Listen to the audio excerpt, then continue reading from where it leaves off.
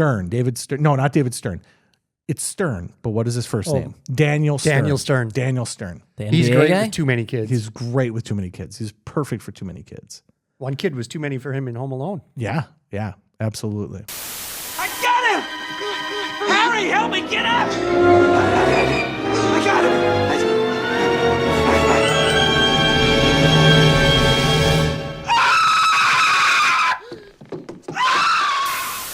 Welcome to the iKnowBadeaux podcast. Hey, everybody, and welcome to the iKnowBadeaux podcast coming at you from the Slice on Oak Studios. I am Mayor Dave Badeaux, the city brainer. With me, as always, is my brother. Everything's all dark and broody. That's the truth, isn't it? Yes, it is. Gabriel Johnson, how are you? I'm 6'7". We're going to do a draft today. You guys ready? Yes. Let's go. Ladies and gentlemen, this is Draft Day. Movie Poster Edition.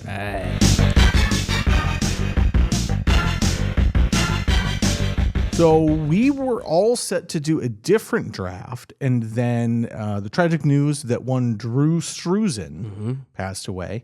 For those of you who are not familiar with Drew Struzan, you are familiar with his work. 100%. 100%.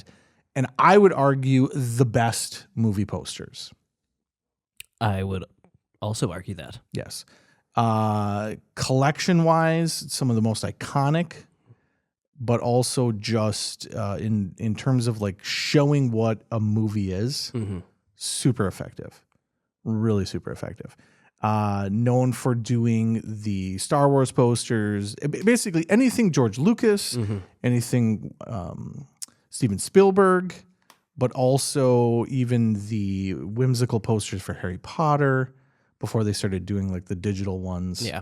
But that oil painting look, I would call it almost like a storybook look. Yeah. Super famous for that.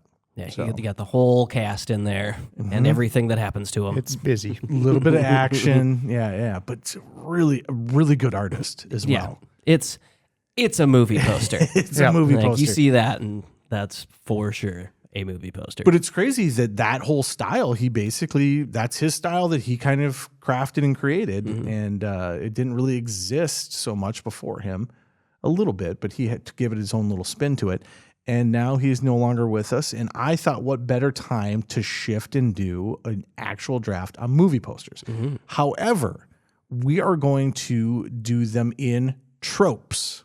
Yes. So instead of drafting individual movie posters, we will be drafting the trope that is more commonly The type of poster. poster. Do you guys got a favorite one by any means?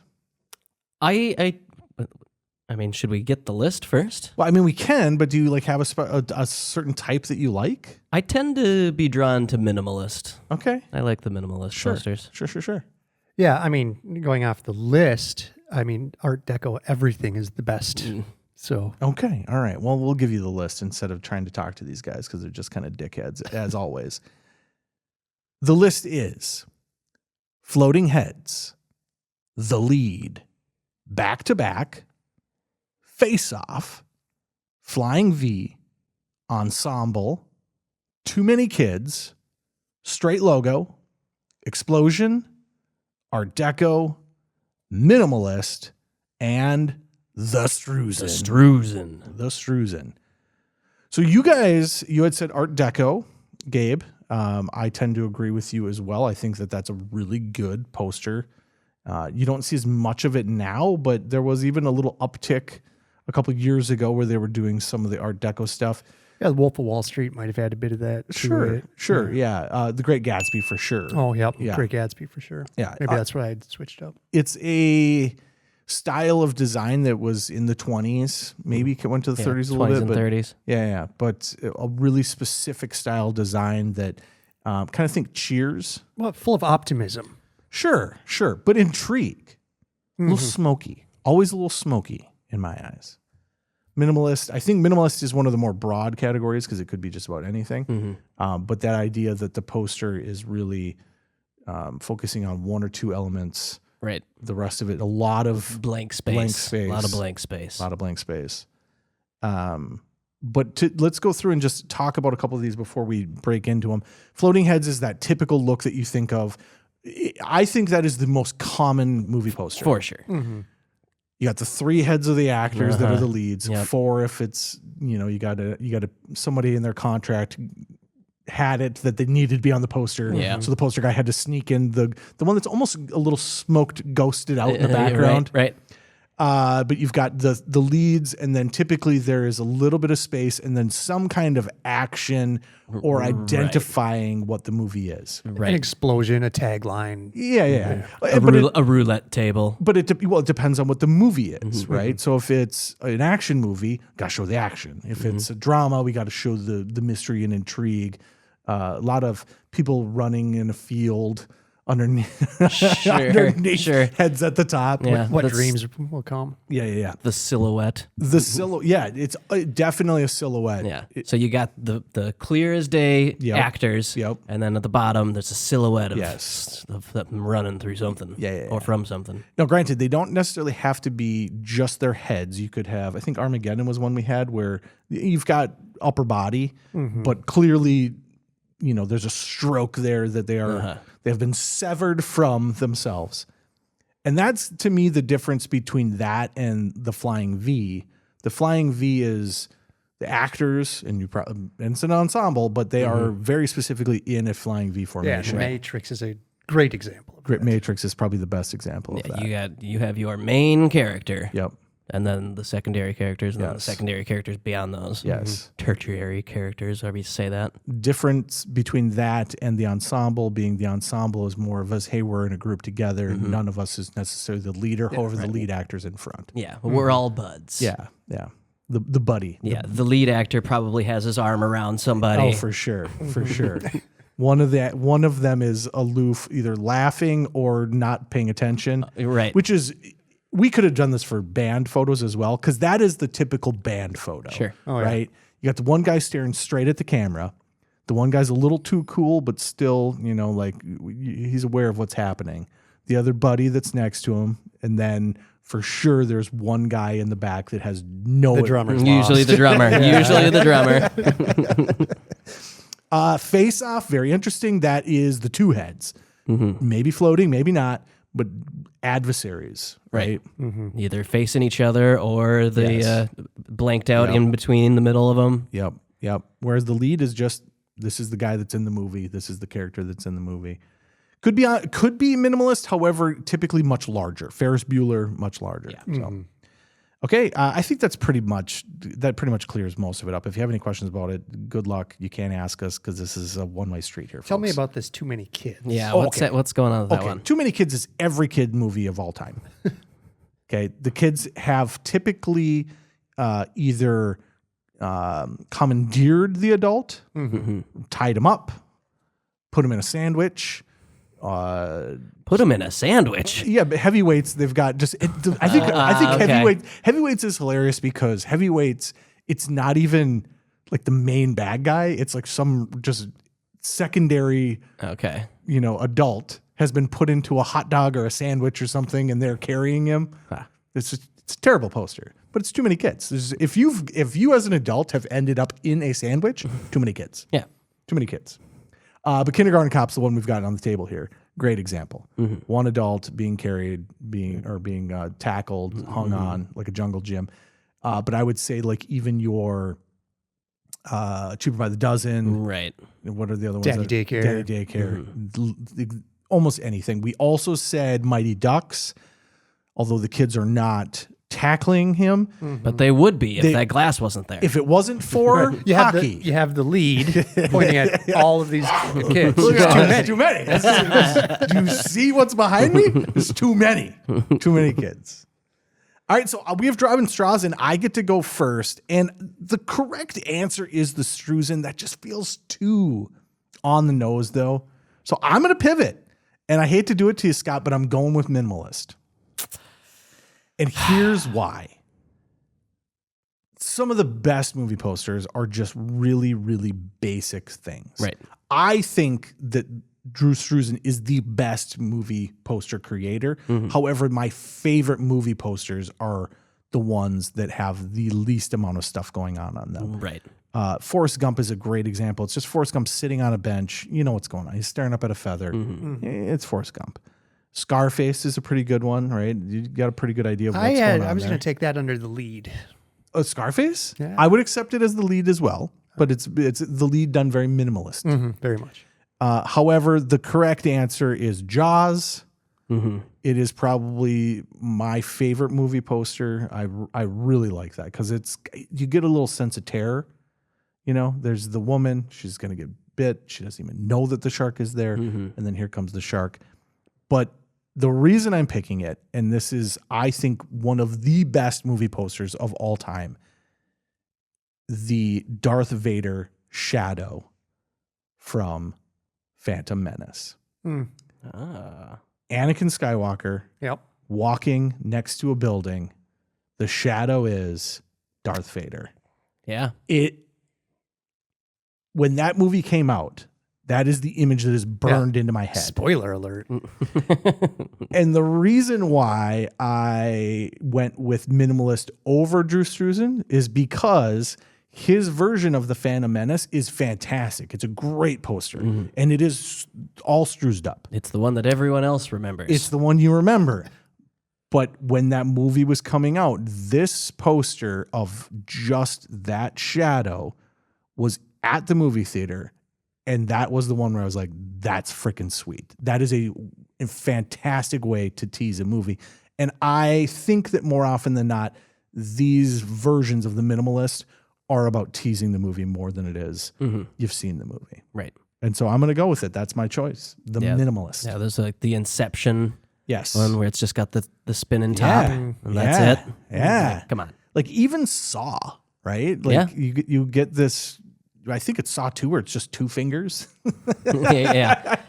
I just like it. I like the idea of what is this, but yet you know what it is, but you don't know what it is. I like the ones where there's like the small character into the really big shadow. Yes. Kind of like the Phantom Menace one, but more pronounced. Yeah, I would actually say from a like when people go online and they make their fan posters, the shadow of the silhouette of the character that then has a scene behind it. Sure. You know what I'm talking about? I know you've seen those. Those are fantastic. And again, I think those would fit under minimalist as well. So yeah, that's my selection. I'm surprised at that. However, we are not. No, really? Yeah. Really? Yeah. Why? You making the wrong choice when you have it right in front of you? You can't. The problem is, and I would have picked, because it is, they are the best photos, but it's too on the nose, right? Like, we literally decided we're doing this draft in honor of him. Why would we pick him first? Pick him first. Pick him first then. This guy made the best movie posters. So much so that we are pivoting our entire episode to talk about just him at the same time. We were going to do something completely different, but because this guy made such amazing movie posters, Dave doesn't pick him. Are you stupid or something? Okay, Scott, Gabe, you're next. Is that how it works? That's never. It's never worked that way. All right, Scott, you're next. I really, really want to take Art Deco. Fourth round pick. Okay, but obviously it's the Struzan. Struzan is the correct pick. They're incredible. They are incredible. And you know them. You have seen them. A lot of them. The Star Wars films, E.T., Back to the Future, it's like an honor roll of widely acclaimed popular movies, plus Police Academy. They look like the cover of a storybook. And here's what's going on in the film. Here's the main characters. Right. Here's a shot of action of the character. When Drew came along and started to do the work, it really made a big difference. And frankly, made me look good. So I was a happy guy. Not only did you not pick Struzan, the poster you highlighted was of a movie that Struzan did the actual movie poster, but you like the other one better. That's why I picked it. It's because, and that was the tipping point. It was when we had the conversation about Jaws and we were trying to figure out what Jaws was. It was between that. It was like, okay, Jaws I think is one of the best movie posters of all time. Yep. And then because of the Star Wars Struzan to this other Star Wars, That's what solidified me on my choice. But what would you say is your favorite of his posters? That's a tough. Probably the Goonies. I was hoping you would say that. The Goonies is a great poster. That is. The whole cast, all the kids, Yep. hanging off a stalactite. Mites go up, tights go down. Oh, really? Yeah. Tights do go down. In terms of like a movie, I don't know. It tells you what you need to know about the movie. There's it's these an kids adventure. that are off on some kind of adventure, and it's quite perilous, but fun. It does a good job. And actually, you would think that for him, he would do, because I think he also did, and I might be wrong about this, but I think he did Cutthroat Island, which is a movie that I really enjoy, that is a terrible movie that bombed really hard. What's really funny is the last time you mentioned that, I went home and it was on TV, and so I watched it, and it was C+. Yeah, it's okay. I'm not saying it's great. I'm saying that it was when I was of prime age to like, oh, it has a video game? Oh, it's a movie that people don't like? I want to like this movie. Sure. But that has kind of like a piratey theme to it, and you would think his Goonies poster would have been that, and then it wasn't. It's the kids hanging from the stalactite. And it's quite a bit different than most of his other ones, too. Yes. It's equally as beige. Very yeah. He does love his desert tones. Very dynamic. Fun fact that I did learn about it, that they actually made him make multiple versions where the kids were in different orders. Oh. So there are versions of that poster where each kid is the kid hanging on and the rest of them are changed. When the kids saw it, they wondered why he got to be at the top. And subsequently, the kids got smaller and smaller. Stephen was well known for working well with children, and he wanted them happy. So in the newspaper, each week, a different kid would go up to the top. So everybody got their day in the sun. Wild. Like when you actually start looking at that and you're like, oh, like, look at how far down it goes and how much smaller and less detail there is on this kid. And then now take that kid and blow him up and have him be further up. It's pretty cool. I think they did that not necessarily for the movie posters, but they were making versions of it. And then in some kind of ad campaign, and maybe it was movie posters, they would swap them out like every week or every other, whatever it was, to give each kid his chance of being the lead. Right. I had to reshoot every one of them and redraw everyone 7 times. 7 times. Which is then interesting is why did you end up with that one? I mean, as the movie poster, as the cover of the movie, why is that the one that was selected? Well, probably because it's I think you should stop asking questions now, Dave. Okay. Gabe, what would be your favorite of the Struzans? Probably a Star Wars. Okay. Empire Strikes Back or something. I put together that puzzle a number of times. That movie poster as a puzzle form. Empire Strikes Back is the correct answer. Indiana Jones is the second best answer. And then I actually really like the first Harry Potter. I think he did a great job with the first Harry Potter. Okay. Yeah. Gabriel Johnson, you're up. I'm going to go with Art Deco. 4th round pick. It's just the best style. So there's that. That's it. Just the best style. You know, you mentioned The Great Gatsby recently back in the 90s. You had The Rocketeer, which is actually a very cool movie poster. Yeah. But I'm going to go back to Fritz Lang's 1926 movie Metropolis. Yes. So good. Yes. Such a good movie poster. Yes. I know we're not drafting movie posters, but I'm drafting Metropolis. Have you ever watched the movie? I have not. Yeah, you probably should. It's great for what it is, right? And especially for the time frame. Well, he did a lot of suspense, right? Like 1920s suspenseful type movies. Yeah, it's a cool concept, and it's kind of been redone a little bit. Like there's a lot of that movie. I think it's Blade Runner that uses a lot of the shots, and you get a lot of that stuff. Tarantino's really known for that, is like taking shots that he really likes from other movies and like reusing them in his own movie. So there's a lot of that you've re-seen from Metropolis. Cool concept is, you know, you've got the rich and the poor live down in essentially the dungeon, if you will.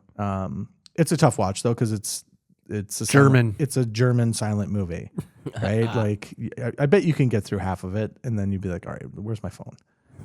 It's probably better that it's a silent. Maybe a German film.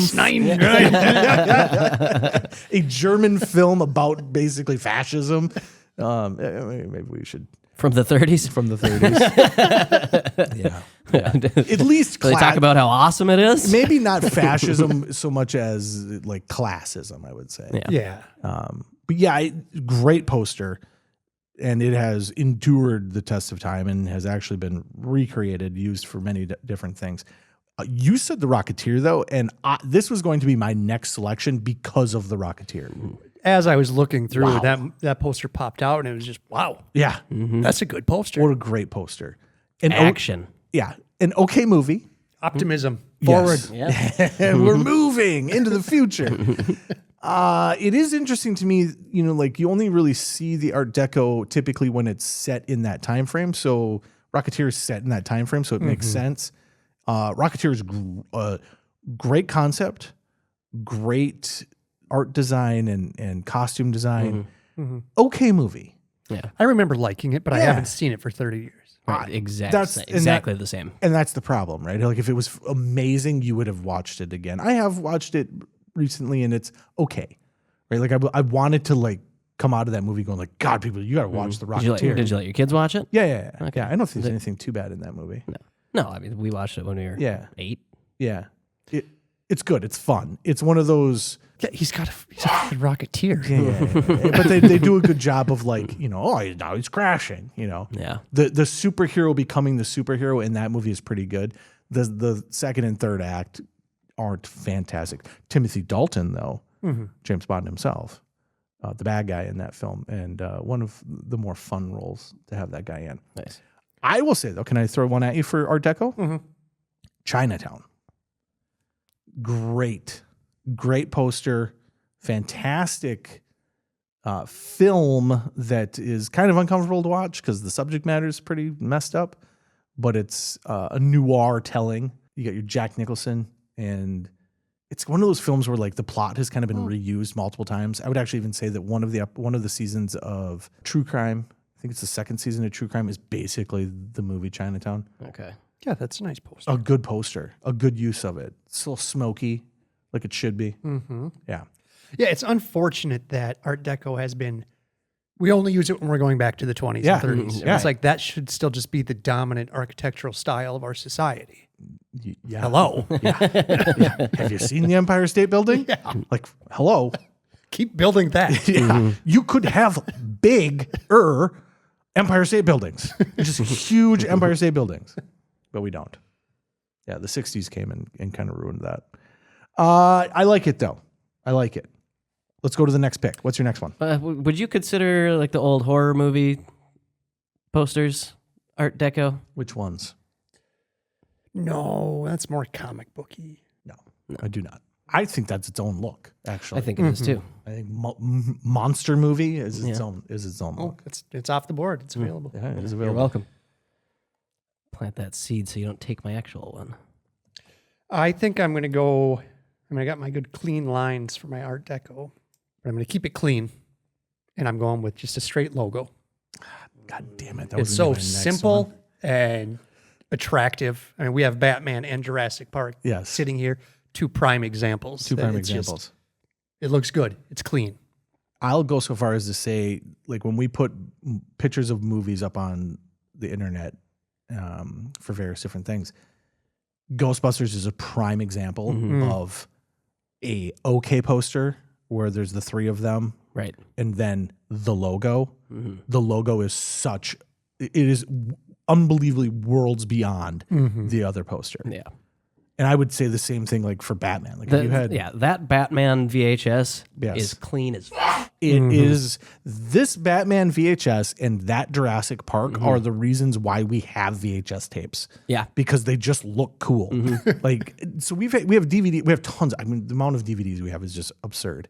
But you can't display the DVDs because they have that plastic on them. That sheen. VHS is the perfect format because it is the same size as the movie poster for the most part. Like right, a little dimensions. Yeah. The dimensions are perfect. And that Batman logo is unbelievable. That I'm actually pissed because that's when I did minimalist. I was hoping to like combine the two of them together. Like I have just nothing. I don't like anything on my posters. But also love Struzan. Yes. Yeah, I don't like anything on my posters, or I like all the things. I like so Give me much. nothing or everything. Tell me the whole story or tell me nothing about the story. If you had to pick one, favorite logoed. I mean, I think that Batman is probably the best, but just based on my age, like I went and saw Jurassic Park in the theaters. You know, my first Weird Al album was Alapalooza. Yeah. There you go, You know, yeah. so it's like that Jurassic Park logo Yeah. is just so cool. Yeah, and I think it endures better than the Batman logo now. I think that the Batman logo was more iconic at the time, but I think moving forward now, they still use the Jurassic Park logo. They just changed the color of the background of it. You know, like there was the Jurassic World, I think, had the blue. Then there was the next one that had like just a gray background. Okay. So it's the same logo, and it makes sense. But when your poster is so effective that you can just change the color, one color on the logo, Right, and it's still just a the new T-Rex movie, bones, and it's a like- new movie. This is a different movie. It's not the same movie. They could do that with Batman, but they don't, which is intriguing to me. Yeah. Because the Batman one, they're always trying to change the actual bat in the Batman. Right. When this one it's almost perfect. And it is crazy too that was something that at the time was wild. Like, what are you doing? Yeah. You can't do that. That's unacceptable. That's your marketing for Batman. Yeah. The Batman Yes. logo. Yes. And then people but at the same time though, like that wasn't the Batman logo at the time. This was made for this movie. And it changed the trajectory of what Batman I guess, is. yeah, the old Batman was way different. Yeah. Was the actual bat guy with the Batman spelled out in his cape. Yes, it was. I'm Batman. Fantastic pick. I would say that it endures. The concept still is going strong. They did it with Deadpool would be probably the best example moving forward. Deadpool versus Wolverine, a really good example of it. You know, you got just the two different comic book guys. Interesting that they didn't really do it with Iron Man. You would think that Iron Man would have been prime for that. The Barbie poster just did the logo too. Yeah. Oppenheimer. Yeah, should've that's did just the logo. wild. Jurassic Park 3, Yeah. Jurassic Park, Jurassic World. Well, at least the Jurassic Park 3, they changed the dinosaur. Yeah. Like, that's true. Now they're just back to like, okay. It's the same dinosaurs. Yeah, the T-Rex worked. Yeah. You got it right the first time. Spared no expense. All right, Scott, you're up. Man, I don't know. Well, that's not a good way to go. All the good ones are gone. No. I'm going to go with the explosion.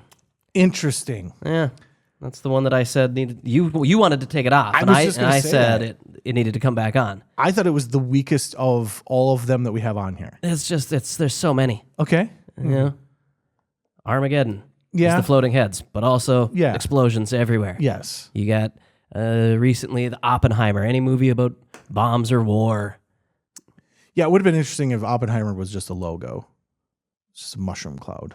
Yeah, instead of Oppenheimer. Yeah. That would have been sick. It was- That would have gone really hard. That versus Barbie? The Barbie bee versus just a mushroom mushroom cloud? cloud would have been awesome. That would have been such a good logo So hard. poster.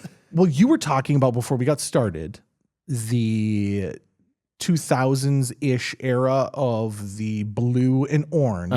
You blew my mind because I had never somehow that escaped me completely. Every movie poster for a It decade. was orange and teal, specifically teal. teal. Yeah. Orange and teal. Yeah, that's crazy to me because as a guy that loves art and is a designer, totally off my radar that was happening. Yeah, go ahead and Google orange and teal movie posters, and Yeah. You're going to see a lot of explosions. Well, that's just it. Yeah. The majority of it is the explosion, and the Right. explosion is the reason why you do the blue. yeah, Because you've got the orange, the complementary color to that is the blue. right. And then, it's smoke or whatever it is. Smoke, night sky, Yeah. whatever. But also, just skin. True. True. It makes the skin pop a little bit. Yeah. But explosions are awesome. Explosions are awesome. And it explains a lot. Yeah, lets lets you know what's going to happen in this movie. Yeah. Is it Deep Impact where it's a crater hitting the earth? A crater hitting the earth. Not a crater. Did it create a meteorite? The creator hitting the earth. The creator. With a meteor. Yes. No, when I was looking at the explosion posters, I came across There Will Be Blood. Oh, yeah. You got Daniel Day-Lewis kind of silhouetted, but sitting in a chair, just staring back at the oil derrick on fire and burning up. And it's like, it's a badass movie poster. Yeah, we talked about that. That was one that we pulled off, was the heroic silhouette. Mm-hmm. And interesting that the other one we had was No Country for Old Men, also heroic silhouette. Mm-hmm. Those two movies cannot escape each other. It's impossible. But the heroic silhouette is very good with the explosion. You know, you can show the explosion behind him, and then he either doesn't care or He's is walking running away from or- it. yeah. Yeah. Explosions tell a lot about a character. I think that's probably why they're used so much. Yeah.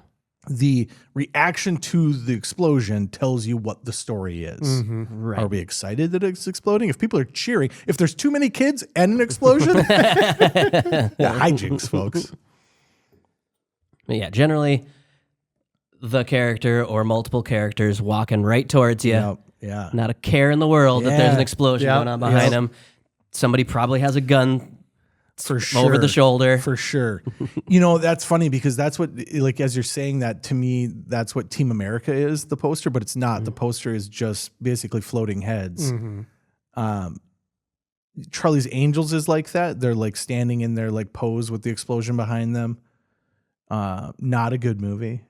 I would have called that an ensemble. I suppose It's it's both. almost a flying V. I Yeah. think, but they're a trio. They're too far apart to be ensemble for me. Ensemble is a conglomeration. Like you've right. You come can't together. be 3 people. You want 6 to 10 people. Yeah. I like it though. What would be your favorite explosion? You know which one I would have said, and it would be wrong. I would have said Independence Day, Yeah. but we have it, and it's not exploding. Right. It's just beginning to. Yeah, it's iconic. It's an iconic poster, but the actual trailer Yes. hits a hell of a lot harder than the poster does Yes. because it showed the White House exploding. I mean, it's a really good poster once you've seen the trailer. Yeah. So I guess don't get me wrong, it is a great poster, but in my The head, explosion should be a little bit further along. the window should at least be blowing up. Something's got to be coming out. It looks like you lit a candle in the window. Yeah. You know, like, oh, the White House is lit up really well for Christmas. Oh, there's a giant laser going into it. Look at that. It is. Just, the lights are on. Yeah. On the side. Okay. All right. That's what you should have had. That's what I thought it was, because when you said explosion, that's what can I be honest with you? That's why I wanted to take it off explosion, because I wanted it on there because of Independence Day, and I was like, it's not even exploding. Yeah. They're just having a party. Yeah. Michael Jordan's going to come past the window. With a nice light on there. I like it. 21 Jump Street's fun. Okay, yeah. Because there's an explosion and they're jumping away from it. But in the movie, there's the scene where they're on the highway and there's like a tanker truck and they shooting at it. And Jonah Hill's like, it's going to blow. And then it never does. They just keep thinking an explosion's about to happen because they're in an action movie. But it never happens. That's a That's a good good bit. bit, I don't yeah. remember that at all. That's a great bit. What was it? Mythbusters basically busted that whole thing. They just shot the hell out of a... They did that for Jaws. Yeah, okay. To see if you could kill a shark Yes. by Or if you could exploding. blow up a propane tank. Yeah. That's a good one. can I you? like it. No. You cannot. No. They even tried shooting incinerator rounds at it. Yeah, which is so weird. You would think once you punctured it, if you shot fire at it, it would blow up. It's propane, yeah. No, it I just... think it just shoots a geyser of flames out. I don't know. I don't remember. I don't remember. All I remember is that it was busted. Yes. All right, that's a good selection by Scott. He's got the Struz and he's got explosions. All right, folks. I'm just going to check my list here just to be safe, because there are a lot of good ones here. But I think I'm going to go back-to-back hijinks. My first selection is going to be Too Many Kids. Mm-hmm. I think if you want to know whether or not your kids are allowed to watch a film, just see if there's too many kids on the cover of the film. Sure. If they have too many kids, they're telling you straight away, totally okay. Any kids can watch this. Although Kindergarten Cop get a little too much into the penis and vagina for my taste. But having watched PG-13. okay. Well, boys have penises and girls have vaginas, Dave. It should be PG-13. Having just watched The Goonies with my kids again. My kids love The Goonies, by the way. I thought you were going to say penises. Well, They love that They part. love it. They love it because of It's your mom's favorite part. his mom's favorite part. They love that movie. We watched it again, and they love that movie. But I just, there's something about it. It's a really iconic way of showing a comedy. And then it really just covers all the movies you remember when you were a kid that you really loved, right? Like I said, Heavyweights, it's too many kids. Camp Nowhere is one that I think of often. Bushwhacked, right? The adult character, and I think this is mainly because of growing up in the 90s. The adult actor that you really enjoy being in a kid's movie was just a nice thing in the 90s. Sure. Right? Yeah. And guaranteed 100% chance that he is being tied up on the cover of what, because he didn't want to be there. It's a manifestation of his actual reality. Well, it's a career move, Yes. right? You're the Terminator. How do you soften up and get more roles? Yes. Yeah. Become the kindergarten cop. That's exactly right. But What was Hulk Hogan's? oh God. So he had a couple of them, but Nanny or he had, something? Suburban Commando. Commando, yeah. Yeah. And he's just kind of holding a kid in that. But even you, One kid is too many kids. One too many. Again, it is relative to the individual. For Hulk Hogan, one is too many. But you've got the same scenario even with like your Uncle Buck, right? Here comes Uncle Buck on the other side of the door. There's too many kids. There's too many kids. But like I said, Camp Nowhere, where you've got Christopher Lloyd, Bushwhacked with David. What is his name? He's the Carradine. Keep him away from the children. 0 kids was too many kids for him. David Stern. No, not David Stern. It's Stern, but what is his first name? Daniel Stern. Daniel Stern. The He's NBA great guy? with too many kids. He's great with too many kids. He's perfect for too many kids. One kid was too many for him in Home Alone. Yeah, absolutely.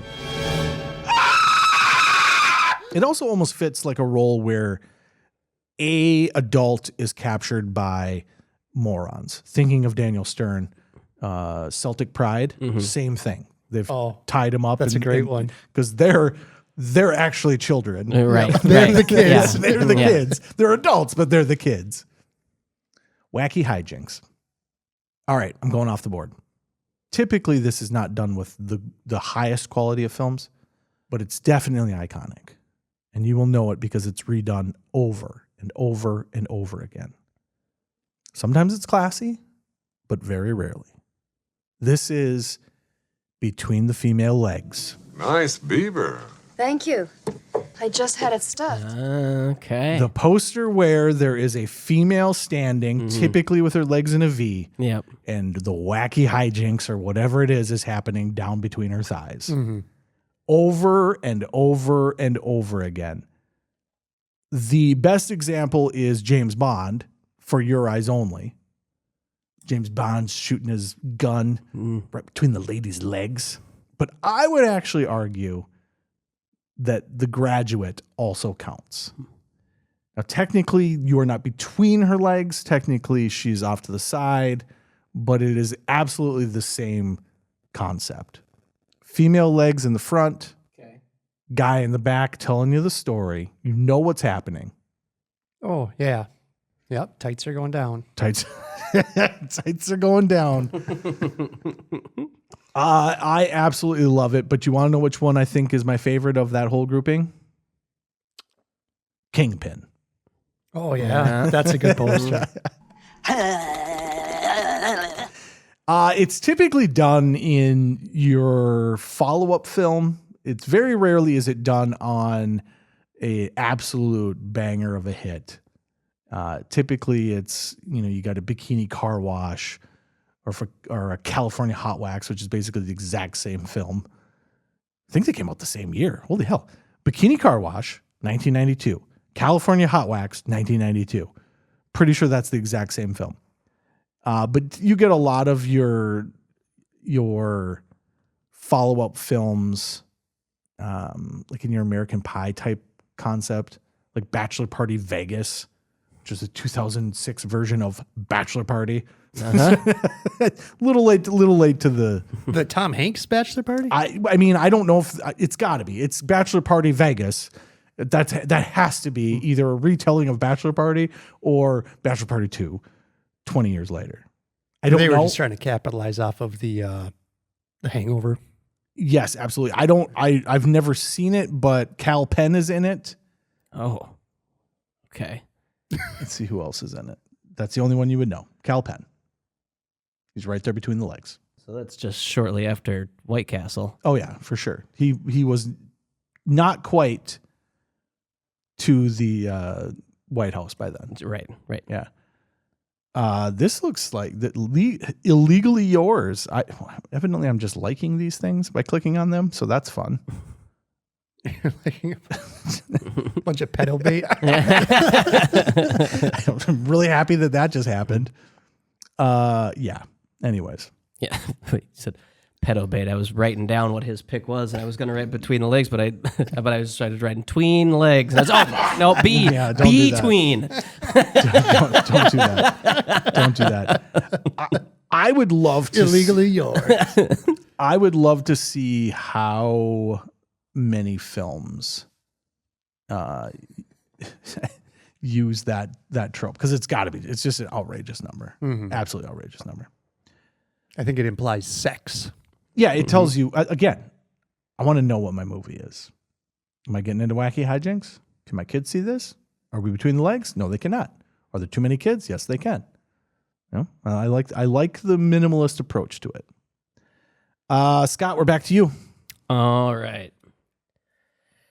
Now, I was going to go off the board and do the teal and orange thing, but we already talked about that. It. You still could do it. And we also already talked about the old horror movie posters. Yeah, that's the right answer, though. And I think that's what I'm going to go with. Okay. I'm going to go with the old school horror movies with the jagged, slimy kind of looking font. Yeah. And really comic booky. Yep. Creature from the Black Lagoon type stuff, Dracula's. I would call that Run, Don't Walk. Yeah, sure. The Blob. Oh, God. What a great time frame for just shitty movies. And we love that stuff. Right. You know, Mystery Science Theater 3000, right? Grew up watching these terrible, terrible movies. Yeah. But those are just, it's an iconic look. Right. You know exactly what you're in for. Oh, yeah. Cheesy, campy. Little rubber, a lot of zippers. Preferably not fur. Fur never looks good. The little werewolf costumes. You could put a lot of Vaseline on rubber and make it look pretty good. Yeah. You can't put a lot of anything on fake fur. If you had to pick one, what would it be off of that? Let's check some of them out here. I mean, the Creature from the Black Lagoon is right up there. God, they're so awesome. good. The Invisible Man posters from dope. Last Man on Earth. Yeah, these are really good actually. Now, because it's a whole thing, and these are really good. It's a little comic booky. I think we said that, but not like, it's only comic booky in that somebody had to draw it. Sure. Right? Somebody had to draw it, and then there's a quality to the fading of the paper that kind of is built into it now. You know, I can't. It'd be interesting to see what these actually look like when they were first produced. But even like King Kong, the old King Kong movies is great. Dracula, that's a really good one as well. Or even when you get into like some of the Disney stuff, when they did like 20,000 Leagues Under the Sea, like that style, it's just great. This is actually a great selection. I wish we would have looked through these, because this is fantastic. And there are people that decorated their entire offices or houses with this stuff. And they are great. They're so terrible. It's pretty cool. I did go back and watch, because we were talking about the serials, because we talked about Indiana Jones. So the old serial films. I pulled up Flash Gordon. Yeah. It's on Amazon, I believe, right now. and I sat through a couple episodes of Flash Gordon. Okay. They're awful. Yeah. Holy shit, is it awful? Is it? Oh I God. should watch it. So it's like what you would do for a television show when you're just trying to like make something that doesn't cost a lot of money, and then you still got to have it look kind of fantastical, you know? Yeah. So there's a rocket that keeps blasting around, and it just looks like a 2-liter painted silver with like some kind of chemical reaction shooting out the back that you put on like a wire or something. Like, oh, there it goes. We're taking off. Yeah. Oh, it's bad. It's so bad. And they're in the ship. And they did a good job of making it look like they're in a submarine, I guess. And it's, it's cylindrical at least. But my God, like sitting down at the knobs to fly it, and she's looking through the periscope, and he's touching doodads over here, and it's like I couldn't get my kids to play with this and pretend that they were in a rocket ship. Yeah. Yeah. This is what we had. This is what it was. It's so bad. And hats off, right? Because it is what it is, and congratulations to them. And it begat Star Wars, right? It created an entire mindset of Spielberg and Lucas. But dear God, I think I got through 2.5 of them. I've never seen anything about it. Rough. No. Rough. I'm sure it gets better. I'm sure it's. No, it doesn't. There's no way. It's absolutely terrible. It's absolutely terrible. Good pick though. I like that. Yeah, it's interesting. I open up by saying minimalist is my favorite, and then the last pick is very noisy. Very noisy, but in Different font styles. Yeah. And I actually think that's the thing I like the best about it is the usage of the font as its own thing, because it wasn't a typeset, right? So if it's a blob, the letters are blobby. If it's a werewolf, them's are hairy letters. Yeah, and they often take up most of the poster. God forbid that electricity has anything to do with the plot, because these letters are 100% electrified. Yeah. It's a great pick. I love it. Okay, Gabriel, you got 2 to finish yourself off there. All right, we'll go off the board. Okay. And I'm going to go with the classic spaghetti Western movie posters. So you have the cowboy holding his gun, usually wearing a poncho, always has a cowboy hat. Yeah. Sometimes a horse. Sometimes. Not Sometimes always. a sig. Give me Clint Eastwood in a poncho holding a 6-shooter with a sig in his mouth. Yeah. That's the movie poster. Loosely rolled sig as well. What would be your favorite of that? The good, the bad, and the ugly is pretty good. That's probably the one. But there's this book called Ultra Wild West, and it's about the movie posters of Italian cinema of Italian spaghetti westerns. Yep. And their posters were amazing. But the cover of this book, Ultra Wild West, is badass. Oh yeah. Just staring down the barrel of the. Yeah, and those are like halfway between minimalist and the monster movies. I add a little Struzan in there too. Yeah, like a fistful of dollars. Yeah, that poster. Yeah, That's sure. got some Struzan in it for sure. Yeah, and I mean, you could say it's the lead or floating heads in some of them, whatever. It hits a lot of things, but the spaghetti Western is always a dude in a cowboy hat holding a Colt 45. Yeah, you know it by his hat. You know it by the gun. There's not really anything else you need. Oh, by the way. Right there. For a few dollars more. Yep. Clint Eastwood, poncho, rifle, sig in the mouth. That's a cowboy hat. That's a really hat. good look too. And that's from a time frame, because that's probably what, the 60s, early 60s. Again, somebody's got to draw that. You know, somebody's got to give a splash of color on there to make you interested in coming to see it, because it can't just be tan. It is interesting that like we get to the 80s and it's like, yeah, Drew can use as much tan as you want because we can do a lot of other things. But back then it's like, no, we got to get people in here. Well, this is on the poster it even says it's in Technicolor and Technoscope. Like they're still trying to pitch the color and the vibrancy of movies to people. So to your desert westerns. Yes. They're going to be brown the whole time. Which is super funny because then you get the Back to the Future 3 where his Western outfit is, a little too much color. It's really cool because there's actually some really interesting ones as well. I love the splash of color. You got your paper and then you've got that splash of color that isn't going to use up the whole page, which I think is the most important piece of it, right? And typically in that time frame, you got a double wash of some kind, like a red. Yeah, they got to have the yellow around Clint and then splashing red across the title. Yeah. And really interesting because you would say to yourself like, okay, well, whatever. But then you get into the teal and orange time frame, and that's when Judd Apatow was just doing the gradient behind everything. Yeah. You had all those films that either had orange or blue behind. Yeah, the 40-Year-Old Virgin is the classic example. Classic. And Sunburst. Yes. Yeah. Knocked Up. All those ones. We even said like Megamind was the same one. It's got that one's blue and it's got a little burst of color behind it. Whereas they were just more like splash it, baby. Yeah. And really, it's just about the tools that are being used for it. But I like that. That's actually a really good pick. The Spaghetti Western. Last for me, I'm going to go with the ensemble. Okay. That was my next one. I had the two posters I wrote down for the ensemble cast are Empire Records and Snatch. Yep. And Snatch is fantastic. You could almost call that minimalist because it's just white space and then 6 gangsters standing there. Yep. Right. But it's cool. It's not the lead character. It's not Terminator, right? You're not, I'm going to go see what Arnold Schwarzenegger is going to do here. You got an ensemble. I'm going to see what these 8 gangsters are going to do to each other here. And it's going to be a fun ride.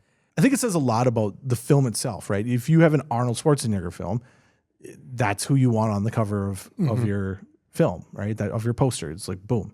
The expansion out into multiple characters is an interesting tale of what you think your film is. If the one actor is strong enough to hold the audience and get them in the seats, you have the one actor. Yeah, people will go watch Tom Cruise. There you go. But then if you've got 2 adversaries that are equal, then you've got the 2.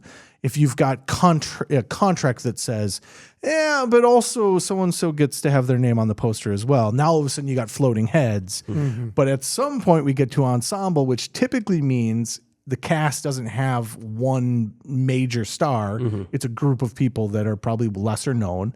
Or in the case of like Snatch, it's like I've done this movie before essentially, but it is interesting that in that particular one that you didn't have the Brad Pitt right out in front. Nope, he was in the middle of the ensemble and he's holding the bag on a leash. But it's all the dudes just lined up together. Yeah, I love it. And it's the same with Empire Records, right? It's just a bunch of kids. Nobody was super famous in that movie, but it's a bunch of kids who work at a record store, lined up next to each other, and they go on a fun journey together. Yep. I like it. Scott, bring us home. Last pick. Face Off. Oof. Because of Face Off. It's like looking in a mirror, only not. The Face Off one is interesting because the best example is Face Off. Right. A movie about switching faces. However, there's so many of them that exist. This person versus this person. Yep. And typically it is in the billing pretty close to one another. Yeah. Or it's the same person. Yeah. me, myself, and Irene. He's literally split down the middle. Great poster. His one personality on one side, the other personality on the other. You know what you're getting. You know what you're getting. You're getting Jim Carrey. Maximum. Let's talk about that movie for just a second, though. Like, very interesting that he doesn't go over the top in that film. Like, it's one of the few ones that he's 2 wildly different people, neither of which is Jim Carrey. Yeah. You'd think if you're going to go that route, one of those characters is going to be The Mask or Ace Ventura. Yeah. Well, maybe I'm guessing the soundtrack kept him level-headed. Great poster, though. Yeah. Great soundtrack. Steely Dan. I don't hate it though. I think what's interesting is in my one thing that I've learned with these is don't go off the board at the end, pull you off the board early, because then you can just get stuck with whatever is left, because there's too many good options either way. I probably would have went ensemble, and then I'm glad that you did Face Off, because it allows me to not have to do Face Off. But I think that in terms of the selections that are left, that's a great one. I'm sorry, I'm super distracted, and I'm actually going to include this now. Whatever the fuck is going on with the pipes, my ADD is through the fucking roof. I don't know what they're doing, but it is the loudest I've ever heard pipes in this room. And it's fitting tale for, our studio moving on. So Not cool. Totally lame. All right. Anything else on floating heads? That's good. Face off. Face off. Sorry. Face off. Okay. The ones that remain: floating heads, the lead, back to back, which is a great one. But because I already have wacky hijinks times 2, and because floating heads is the laziest, although very effective, very effective, works great. Probably the most used. The most used. Super lazy, though. Super lazy. The lead is always good, always good, but it requires you to have too strong of an actor. Yeah. Too strong. I take that back. Ferris Bueller's sitting right there, and I'm not going to call Matthew Broderick a strong actor. I refuse to do that. Great cover of film. Ladies and gentlemen, I'm going with the Flying V. Yes. It is the right selection to make here. Ensemble, I kind of was leaning towards that, because I do like more of the we're in this together, Breakfast Club. I do kind of like that. We're just watching a movie about guys and doing the things, or even like an ensemble would even be, to me, Varsity Blues. They're all in the back of the truck, just hang out in the truck. The Flying V is interesting, because the Flying V implies importance. Yes. Importance. And to me, I think it's really interesting to see where you fall into the Flying V. Sure. What do you think the lowest on the totem pole of the Flying V would be? Rob Schneider. No, I mean position in the V. I think if you're the very last one, you're on the outside, you're visible. If you're sandwiched somewhere in the middle there, third or fourth. Yeah. It is interesting, because we've done this. We've done a bunch of things where we've like hidden pictures or people's faces in. You never want it on the end. You don't want it in the front. You don't want it at the end. You want it to be one of the ones in the middle. That's the one you can hide it in the best. But in terms of the way that it's set up, that's not how it's set up. Probably the bottom, the back, I'm going to say back left. Yes, back left is definitely the lowest on the totem pole of the Matrix. Yeah. Right? Who's that? Yeah, who is that? But at the same time, like, if there was one more person in here, right, you would never see him on the bottom. You would never see the one here, but you would see the back left. Yeah, and they got Larry Fishburne in the undesirable spot. Yeah, but he's almost, the way that one's set up, it's less of a V and more of a 2+2. Yeah. So, but the number one in this is The Matrix. The Matrix is probably the best example of a Flying V. It is a great poster. You know what the hell's going on here. You got, and at some point we're going to talk about this. At some point in the 90s, leather with sunglasses just ate everything up. That's it was right after Columbine. Well, that's not true. That's not true, because this came out before Columbine. This is 1999. Yeah, stop it. Don't be like that. Super interesting, though, that look just completely takes over after The Matrix. And the Flying V, although could be used in other things, it is the most iconic in The Matrix. It's great. It's fantastic. I love it. Hell yes. Great choice. I gotta go. Yep, Scott's got to go. We're going to get out of here, folks. Last call on what was your favorite movie poster of today? Jaws. God, I don't know. Those Struzan ones are so good. Look at me, the winner. So hard to pick. Metropolis is the Metropolis wins. All right, folks, we're going to get out of here. We'll be back next week with the news. Scotty will be here as well, checking that out. And then we'll be back with a game, and then we're back with 1982. Also, I got to talk to you guys because Kevin Yeager sent us his list. We're going to go through that list. We're going to pick 4 movies that we're going to go with. And then he will be, instead of doing 83, we'll take a little break, and we will do the movies with Yeager, 77 to 82 with Yeager. So, all right. And with that, we're done.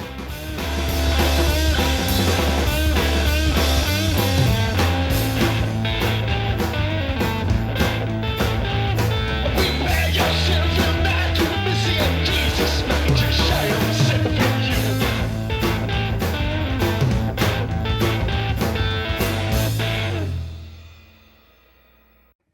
No banter for you. I'm the winner. That's all that matters. I won. I love that. Hey, what do you think the winning one is? It's Dave. Dave wins. What a bunch of crap!